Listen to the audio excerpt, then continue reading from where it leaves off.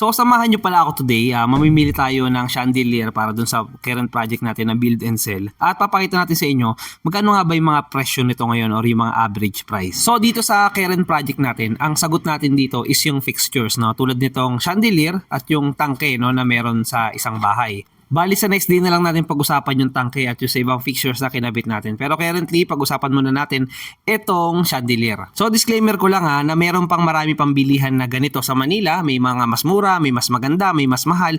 So depende sa inyo kung gusto nyo pang libutin yung Metro Manila. Pero as of now, dito muna tayo mamimili sa Wilcon kasi ito yung pinaka malapit sa atin at pinaka available, no, ngayon. So dito muna tayo sa unang ilaw na napili natin. Yung square na nakikita nyo, yung below, may halong square. Yan yung una napili natin para sa master bedroom. So tricolor pala yung napili natin. Itong nakikita nyo dyan, hindi siya nag-iiba ng kulay. Old model kasi yan. Pero may bago na silang ganyan ngayon.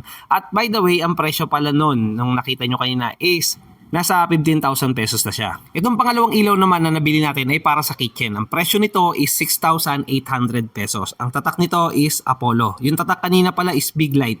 Dito naman tayo sa pangatlong ilaw na binili natin, no? Ang tatak nito is Apollo din. Ganito itsura, square lang yung kanyang ilaw sa baba. Yan, yung nakikita nyo na tatlong bilog na yan or apat. Ganyan na ganyan din, kaso square. 6,300 pesos ang presyo nito. Pero yung price na nakasulat dyan, nasa 7,500 yata. Pero may discount kasi sila today. Last but not the least na ilaw na binili natin is para sa dining. Itong tatlong ring light na bilog na yan. At nagkakahalaga yan ng 15,000. Pero hindi pa natuloy yung deal na yan. Pwede pang mabago yung design yan. Kasi wala raw silang stock ngayon. At next week pa raw namin malalaman. Sabangan nyo pala yung another content natin in the following days. Bibili kasi tayo ng tangke. Tapos in the next week siguro bibili naman tayo ng range hood.